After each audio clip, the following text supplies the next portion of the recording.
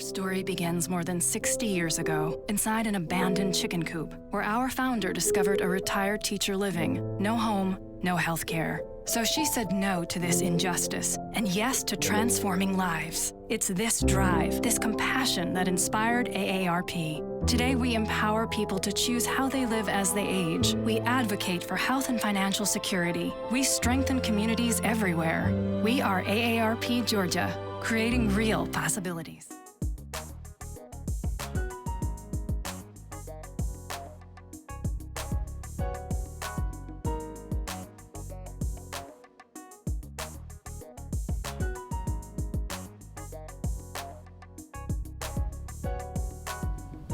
It has been commonly expressed that three of the things that are sorely needed and necessary for living are food, clothing, and shelter. And too often, many of us take for granted the significance of all these things because we have them. And we don't take time to realize what a precarious situation it is for someone to be without one or more of those three things. Today we're going to talk about one that's very essential, and to me it's probably the most important, which is food. You know, the ability to eat and have nourishment and be able to function as a result of not having hunger pains. This is a call to action. A call to action. I'm your host, Alex Habersham, and today we're going to broach that very, very important subject. And I want everybody to listen because I too am probably one of the ones who take it for granted. And I really took it for granted before talking to our interviewee today, our guest on this show, in the person of Miss Susan Gregory. How you doing? I'm doing great, Mr. Habersham. How are you? I'm outstanding. I'm excited to be with you. Yeah, I'm excited to have you here because we're going to broach the subject of something that's very important. And I hope that we prick the conscientiousness of the listening audience because your organization needs help. You're doing something that's extremely crucial to the community, so we want to talk about it. So tell us about yourself. Great. Well, my name is Susan Gregory, as you mentioned, and I am the Interim Executive Director of Meals on Wheels of Middle Georgia, which has been a proud part of the effort since 1974 in addressing the needs of seniors, particularly addressing their food access and nutrition.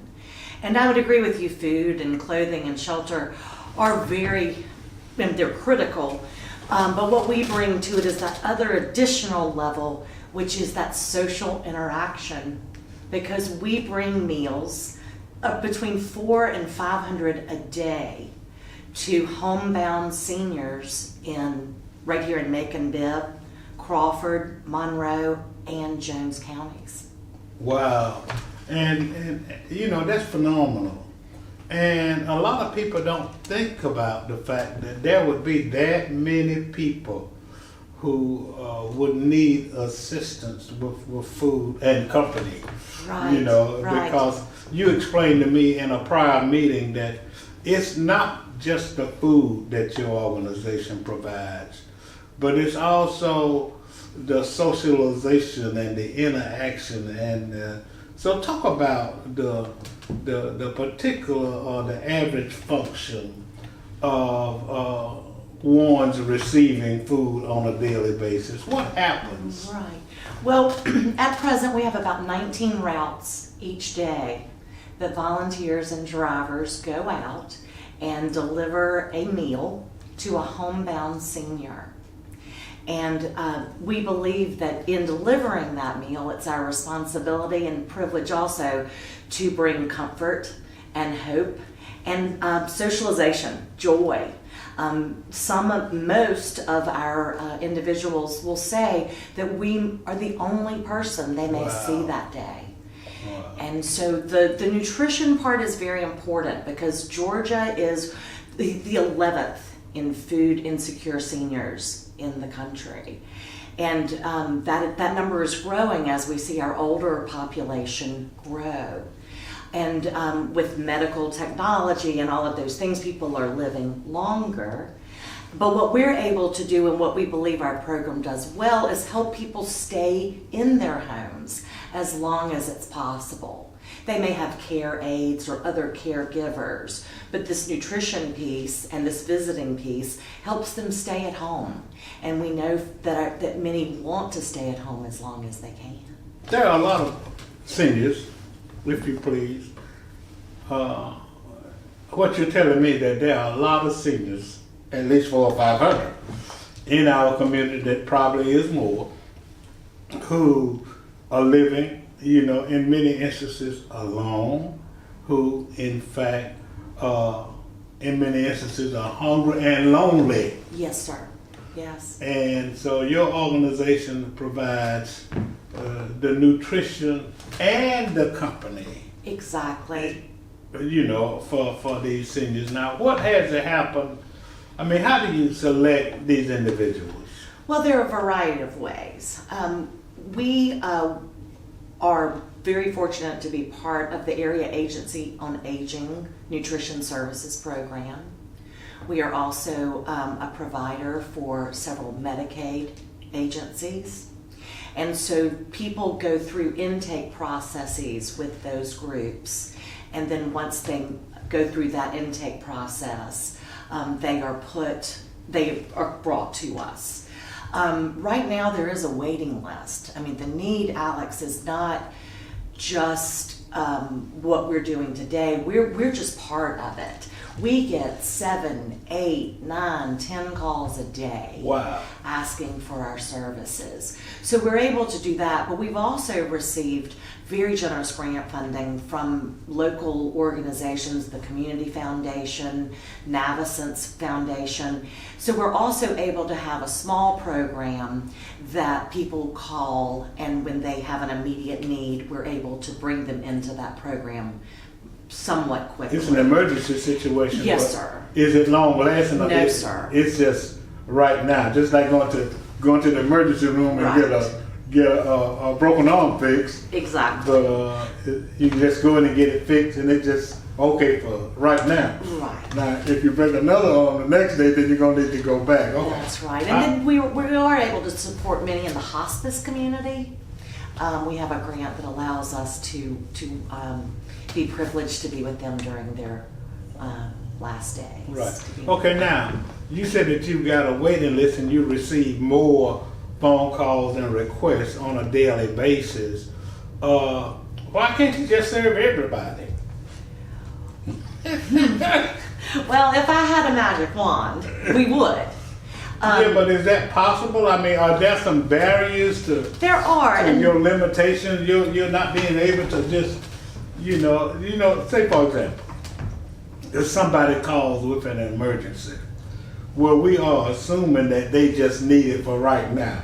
What if that person needs, nutrition and company long term? Right. And you're already full and you just don't have the resources to take anymore. What would need to happen for you to be able to take more? Well, that is a challenge. And I think one of the things is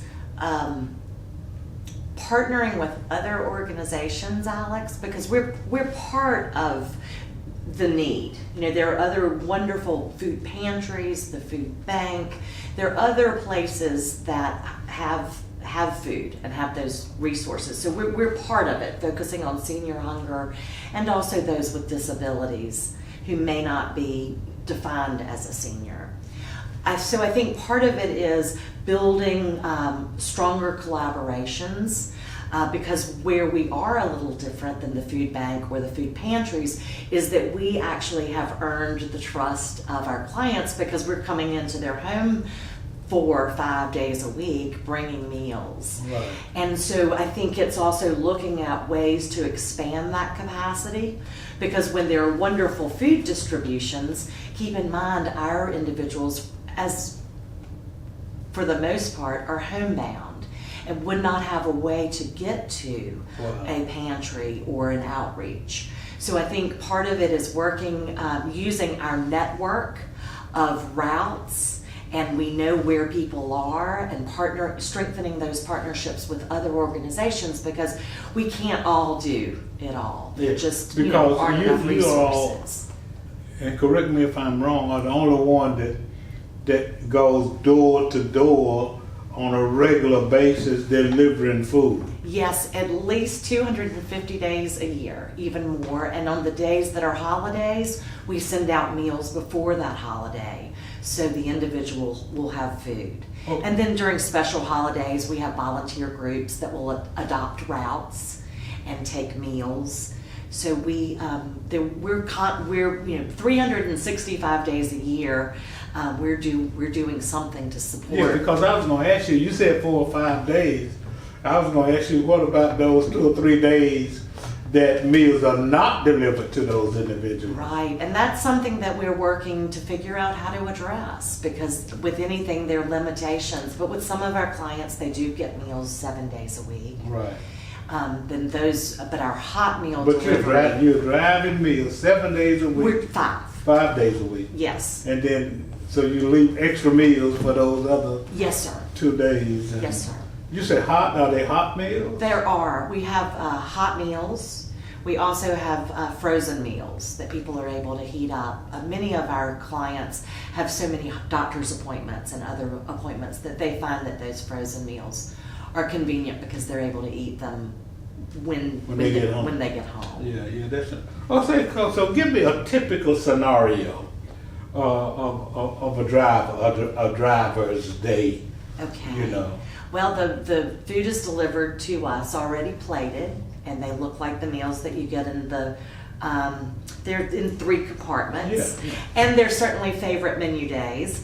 And so the drivers come in and they pack up the hot food in containers, and we also provide milk and fruit or a dessert. So the hot things go in a hot bag, the cold things go in a cooler, and then the driver gets the list of the people that he or she will be visiting that day, and they take off and begin to visit with our older neighbors in the community. But talk about the fact, this is a call to action. A call to action. I'm your host, Alex Harris. I'm interviewing Ms. Susan Gregory, who's the interim executive director of Middle Georgia Meals on Wheels, which is a phenomenal organization, and many of us don't know about it. I do remember, though, that my dad used to volunteer, to deliver meals, and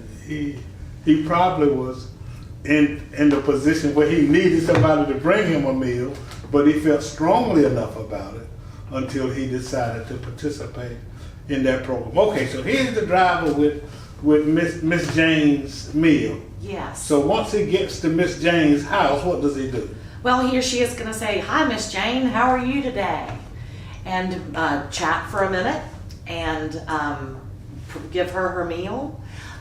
Some of our clients are bed-bound, and they often have an aide, so he or she will visit with the aide and just check on and make sure that Miss Jane's doing okay. Okay. And our drivers and volunteers are really instrumental in that they're able to let us know if something seems like it's off. That Miss Jane looks a little differently than she looked the day before, or maybe noticing that Miss Jane's moving a little more differently. And so what we're able to do then, when the driver comes back and lets us know, "Hey, Miss Jane, something seems to be a little different," we're able to call Miss Jane and see how Miss Jane is doing. And if we're not able to get in touch with Miss Jane, we can reach out to her contact person, whether it's a family member here. Oftentimes our individuals have family members that live out of town or out of state.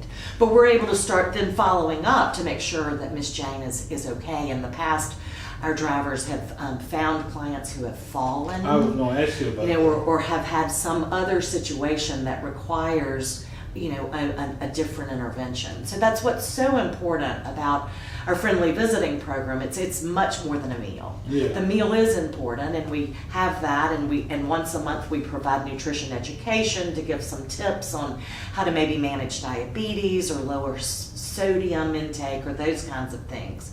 But what's just key about our program is that every day, Monday through Friday, someone is there saying hello to Miss Jane. And another great part of our program, we realized several years ago the importance of pets as a companion to alleviate loneliness for our homebound seniors. And so we started a pet meals program. Wow. After we learned that those with pets would often feed their pet rather than having their own meal. Wow. And so now through the generous support of donations and of monetary, and people bring us dog and cat food and other pet supplies. Okay, let's put a pin in that. Yes, sir. So now, what can people bring? I mean, the situation exists where, because we're going to ask for some help now. We're not just talking.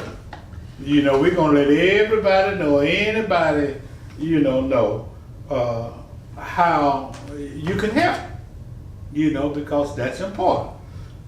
So what kind of food items, and we're going to talk about human resources and human assistance. But let's talk right now about items, material things that will assist your organization in providing this much needed service. Sure. Well, we have a small emergency food pantry, so canned items, particularly things that are higher in protein. Tuna, canned chicken, those kinds of things.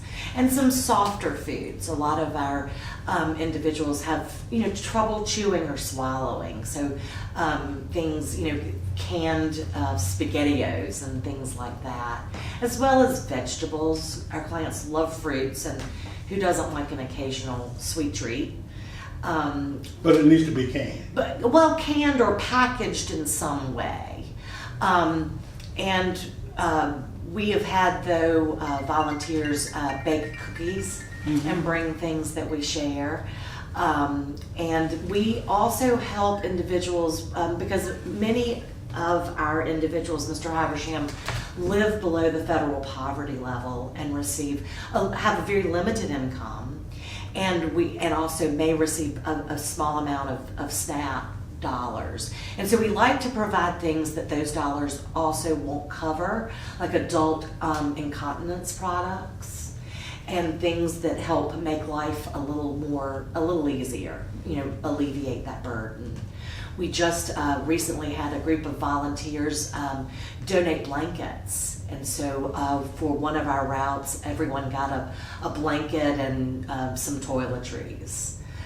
In the summertime, we distributed fans and waters when it was so hot, just to help their life, their day-to-day feel just a little bit better. So is it safe to assume and say that it's not just meals, it's support for the targeted clients and the targeted population? Because when one hears, and I'm glad we're having this discussion, when one hears Meals on Wheels, then just by virtue of the name itself, then he or she may assume that it's just food. But it's more than the food, and it's playing an important role. And then, you know what a lady told me one time? Yes, sir. She said, just keep living. And I'm going to say that to the listening audience. And what I mean by that is that one day, hopefully, and then we may not be food insufficient, but one day we too are going to get older. And then we ought to be very, very mindful of the fact that as you get older, certain resources and certain capabilities go by the wayside. Well, yes, sir. That's right. Right, and to that end, we do have a private pay program for individuals who are able to purchase a meal each day, and we deliver it. And in that program, Mr. Habersham, it's very much like that. The family might not be, the individual may not be food insecure, but does have limited mobility, difficulty cooking, or maybe has gotten to the point where their memory's fading in a way that the adult children are concerned. And so preparing food might be dangerous. So we have a private pay program, and whereby we deliver meals to those individuals every day. So there's a son or daughter out there whose mother, father, or aunt, or what have you, Yes. is in a situation wherein they can't cook for themselves, Right. or they just need. Now, does the private pay program receive the same benefit as it relates to the socialization and things? Absolutely. And So it just serves a dual purpose. It does. You know, it's just having somebody to check on your mama or your daddy every Yes. day, 5 days a week. Exactly. And, you know, so that's important. And so it doesn't, although they might not qualify from an income perspective, but if they can pay, Yes. you know, insurance doesn't pay for that, does it? Not at this time, but Okay. But you're working on it. we'll figure out a way. I'd love to figure out a way. Yes, sir. You know, would it be prohibitive to talk about the cost of the private pay? I mean, should one just call the office? I mean, They're always welcome to call the office, but right now the meals are $6 a day. including delivery? Including delivery. Well, let me give you mine. We will get you started next week, Mr. Habersham. Wow, $6 a day. Well, you know, that's a phenomenal benefit, and I'm glad we're having this show because I'm sure there are literally hundreds of individuals out there in the listening audience Right. who are concerned about, you know, their loved ones, and to just know that there's a program called Meals on Wheels that not only will deliver possibly a hot meal to the individual, but also be the eyes and ears, you know, on a daily basis, Right. just to see. Now, this is a massive and a phenomenal and very beneficial program. You know, I mean, how about human help? You know, I know some people sitting at home right now saying, boy, you know, I wish I could become involved in that. I mean, what can a volunteer do? Oh, well, there are many things a volunteer can do. A volunteer can help in the mornings, help pack out meals for delivery in the kitchen. We have always opportunity to pack dog and cat food or arrange other supplies so they're ready for the next day if they're going out to individuals. We are also always looking for volunteers who would like to drive routes. It's, you know, the nationwide, you know, it's America, let's do lunch is Meals on Wheels, you know, national slogan. And most of our volunteer routes are around an hour.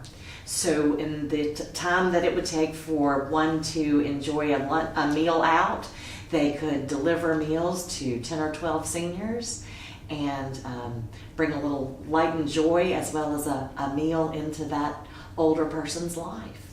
Oh, that's awesome. So they only have to do it for an hour? The route can be about an hour, yes. Wow. Yeah. So what would one need to do? And I mean, I guess you need to hire extra help because you're going to get so many people calling. Well, exactly. People will be standing by the Well, I can phones see your excitement. with pens and paper ready. To kind of give assistance. So where do you see it going? I mean, because a lot of people don't realize that was since 1974. That's right, 1974, 45th anniversary. Well, if something is in existence that long, that obviously means that it's serving a significant purpose. So where do you see it going? I mean, Well, I and think, what is it? I'm sure that you've got some thoughts in mind as it relates to what things that could be done to improve the program or enhance the program or what have you? Well, it is an amazing program, and I think 45 years is testament to the work that is needed. And it's only growing, as we've talked about, as the population ages. And the issues of food insecurity, are not as hard as we're all working. It's a growing need as well. Not only here in Macon-Bibb, but it's very significant in the rural counties as well. So I do believe that the need is going to continue to grow. And so how do we maximize that? Financial resources as well as human resources. And I think that one of the ways we're going to be able to scale is having more people available to get the food out, because right now we have 19 routes, but we could, delivering more food, takes additional routing and time. Because with the hot food, it's very, very important that we get it delivered in a short amount of time, so it's held to all the safety, food safety, temperature standards. Yeah. So I think part of it is having more people who are able to help us distribute, get things out. And then also looking at ways that if people were to support through individual contributions, our list that enables us to bring people on until, for an amount of time. And Okay, so we're now, able now, to how does one talk specifically how one can help through monetary donations? What's the process? And talk specifically how one can help, because you got all those volunteers out there. Yes, sir. Well, just waiting. We say that it costs about $1,200 a year to provide this service to an individual. Wow, So- $1,200 per client? Per client. Now, but keep in mind, that is less than about a day of hospitalization. Oh, I understand that. I So- understand that, but I'm saying that, if you are providing that kind of service for that many people at that cost, Right. then I can see why you got your hand out. Right. So I think that, that the financial, that for the price of a fancy cup of coffee, is the equivalent of one day's lunch and interaction with a friendly visitor and support. Yeah. Now. So is there a website? Can you Yes. donate and volunteer on the website? You can, and you can request information. You can contact us through our website, or you can call us directly. Give us that number. 745-9145. 745-9145. Yes, sir. What about the website? Meals on Wheels of Middle Georgia. .com. No, .org. .org. Yes. Meals on Wheels of Middle Georgia.org. Or you can just Google, with this technology. And you're also welcome to stop by and see us. What's that address? We're located at 1212 Gray Highway in McAfee Towers, Suite E. Okay. We've been there for quite some time. Very lucky partnership with the Macon Housing Authority. 1212 Gray Highway, Sweetie. This is a call to action. A call to action. I'm your host, Alex Havisham, having interviewed Ms. Susan Gregory, Interim Director, Executive Director of Meals on Wheels of Central Georgia. She's looking for your call. Give her that number right quick. 745-9145. Volunteer and donate. Have a great day.